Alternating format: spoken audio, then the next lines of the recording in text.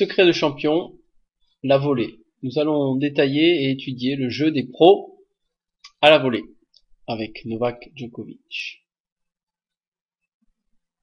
Alors Novak Djokovic, c'est un très bon exemple parce que ce n'est certainement pas un des meilleurs volleyeurs au monde, mais ce qui est intéressant, c'est que malgré qu'il soit volleyeur moyen, on va dire, oui, on peut le dire, eh bien, il respecte les fondamentaux que vous voyez ici, c'est la position d'attention, ici, la reprise d'appui, ah là il l'a pas faite, mince, alors regardez bien, position d'attention, reprise d'appui, vous avez eu la reprise d'appui, ça c'est reprise d'appui au moment où l'adversaire touche la balle, Novak Djokovic fait une reprise d'appui. Ensuite, vous voyez ici le détail au ralenti, ce qui est intéressant, donc reprise d'appui là, vous avez vu cette petite reprise d'appui au sol, c'est que après la reprise d'appui, préparation écourtée, stop, vous avez vu la raquette s'arrête, ne recule pas derrière le corps, que ce soit en coup droit ou en revers, stop, et également l'accompagnement est relativement limité par rapport à un coup de fond de court, regardez bien, voilà, il remonte un peu la raquette ici, il accompagne, pourquoi? Parce qu'elle est basse également, et qu'il est un peu éloigné du filet. Quand on est un peu éloigné du filet, on a la nécessité quand même d'accompagner. Plus on est éloigné du filet, et plus on a besoin d'accompagner, ce qui est d'une logique implacable, puisque c'est la raison pour laquelle au fond de court, on frappe la balle avec des accompagnements au-dessus de l'épaule, etc. Donc à la volée, évidemment, ou quand on est en train de monter à la volée, on a des accompagnements plus ou moins importants selon la distance où on se trouve par rapport au filet. Et plus on est près du filet, et moins on accompagne en fin de geste. Et moins on prépare. Voilà. Préparation écourtée, fin de geste. Voilà. Donc ça, ce sont des fondamentaux très importants à respecter. Voilà. Vous voyez cette avancée, il a volleyé en avançant. Voilà, reprise d'appui. Il volait en avançant, il se rapproche un peu plus du filet, reprise d'appui, préparation écourtée, et volley claqué, volley accéléré, où là, il y a très peu d'accompagnement. Encore Novak Djokovic, à la volée, sur terre battue cette fois-ci. Voilà, vous avez vu, c'est un peu accéléré, ça va un peu plus vite. Donc regardez bien le jeu de jambes, regardez bien le haut du corps, préparation écourtée, c'est-à-dire rotation des épaules, c'est les épaules qui tournent, ce n'est pas la raquette qui part en arrière, c'est simplement les épaules qui tournent, et la raquette, le cordage reste face à la balle, face à la trajectoire de la balle. Hop, voilà. Là c'est assez dynamique, avec David Ferrer, qui n'est pas un grand spécialiste de la volée non plus, mais c'est intéressant de voir que ces joueurs, bien sûr ils sont professionnels, même si ce n'est pas leur coup de prédilection, respectent des fondamentaux. Voilà, regardez bien, donc pareil, la position d'attention, la reprise d'appui au moment où l'adversaire frappe, et là c'est intéressant parce que vous avez le joueur en face, et vous voyez à quel moment il frappe, et vous voyez que le joueur fait le petit saut d'allègement avant que l'adversaire ne tape, et retombe les deux pieds au sol au moment où il tape la balle. Alors, petite critique, on va dire, entre guillemets, du jeu de David Ferrer, eh bien, sa reprise d'appui, il est très haut sur les jambes, il est très raide sur les jambes, et ce serait une bonne idée pour lui d'avoir une position d'attention un peu plus basse, une reprise d'appui, un peu plus basse lorsqu'il effectue celle-ci, au moment de l'impact, au moment de la frappe adverse.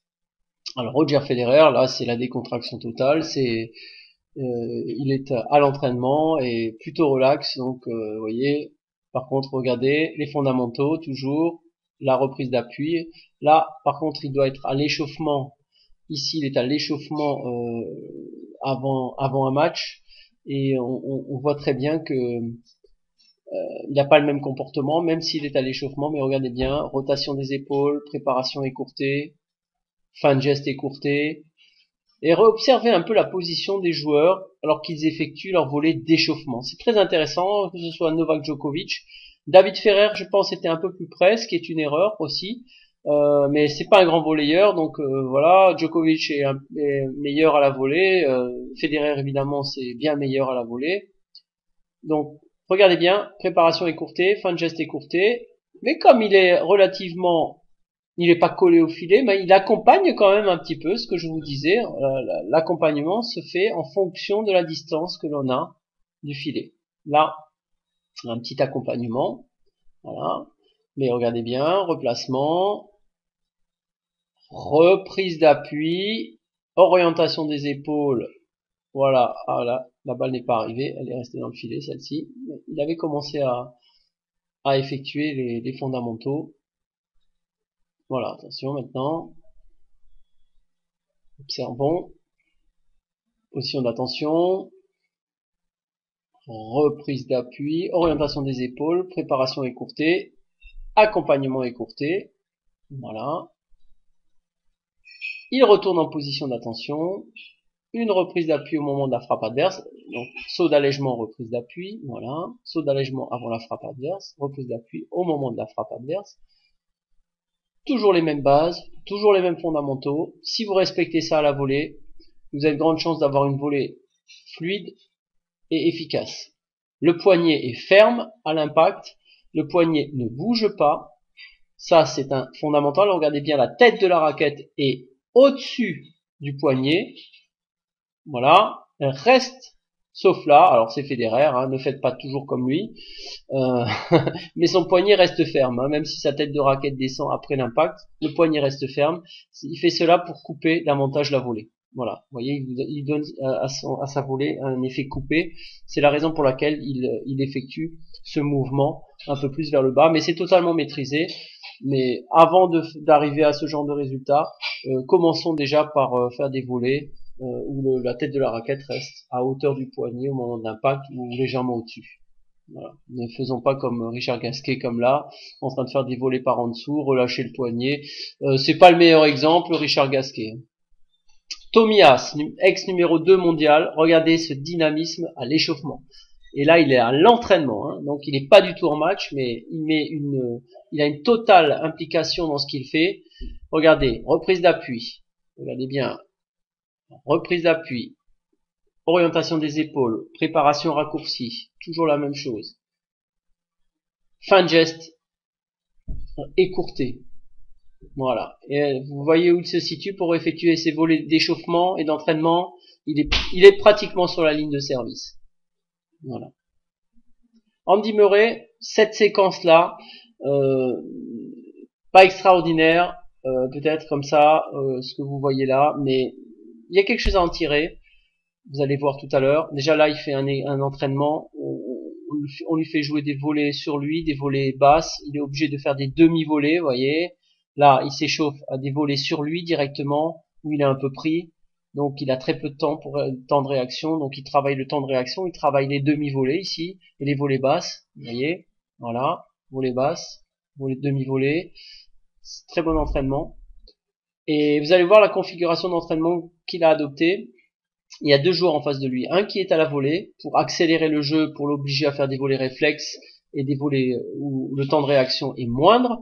Et de l'autre, un joueur de fond de court qui lui envoie des balles peut-être plus fortes et qui viennent du fond du court pour habituer l'œil aussi et le joueur à jouer des volets venant du fond du court. Voilà, c'est pas du tout la même approche, mais là il travaille un peu comme s'il faisait un double et un simple en même temps, parce qu'il a un joueur à la volée et un joueur au fond du court. Vous allez voir ça tout à l'heure. Là, il joue uniquement avec le joueur à la volée. Voilà, volée, excellent exercice. Voilà, très bon exercice. Et là, regardez, il enchaîne. Voilà, un coup de fond de court. Il volait sur un coup de fond de court. Après, voilà, encore. Là, il volait, fond de court. Très bon exercice. Excellent exercice pour un joueur comme lui. Très fort. Face à deux joueurs. Donc, vous pouvez copier ça si vous faites de l'entraînement, de la compétition. Et ça, c'est un excellent exercice si vous êtes à 3 sur le court, par exemple. Donc, je sais pas combien de temps ça va se prolonger. Un tout petit peu encore. Mais vous voyez le dynamisme, regardez la reprise d'appui, hop, le replacement, toujours pareil, les mêmes fondamentaux qui sont respectés, toujours les mêmes fondamentaux qui sont respectés, tout ce que je vous ai dit là. Rafael Nadal. Alors Rafael Nadal, c'est intéressant parce que il a une prise très ouverte en revers et on ne voit pas très très bien, mais je pense qu'il garde sa prise de coup droit en revers. Et en coup droit, il a une prise de coup droit, la volée, ce qui est tout à fait intéressant. L'idéal, quand on a le temps, la volée, c'est d'utiliser des prises qui sont prise de coup droit en coup droit et prise de revers en revers. Mais en général, on a très peu de temps. Donc, lorsqu'on a très peu de temps, eh bien, ce qui est intéressant, c'est de garder la même prise. Voilà, pour gagner du temps et enfin, en tout cas, récupérer du temps. Et si on est dans l'urgence, on n'a pas toujours le temps de changer de prise. Donc c'est un peu ce que fait Rafael Nadal. Alors ici Marat Safin qui fait une attaque après un service sur terre battue. Vous voyez, même sur terre battue on peut monter. D'ailleurs il finit avec une volée en glissade. Regardez, une attaque de coup droit ici, remarquable. Et là il anticipe et il allait couper la trajectoire de la balle pour finir en glissade et marquer le point. Radek Stepanek, un très bon volleyeur.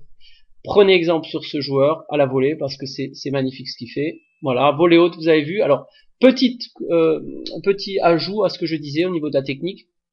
Sur les volées hautes, eh bien la préparation sera un peu plus importante que sur les volées moyennes comme là. Regardez la volée haute, vous avez vu, il a préparé bien plus en haut, bien plus en arrière. C'est quand même pas un coup de fond de cours non plus, faut pas exagérer, mais vous voyez que la préparation est bien plus ample, on va dire. Voilà, ici c'est pareil, vous avez vu la préparation, dès que les volées sont un peu plus basses ou moyennes, à hauteur moyenne, eh bien il y a moins de préparation. Tout de suite.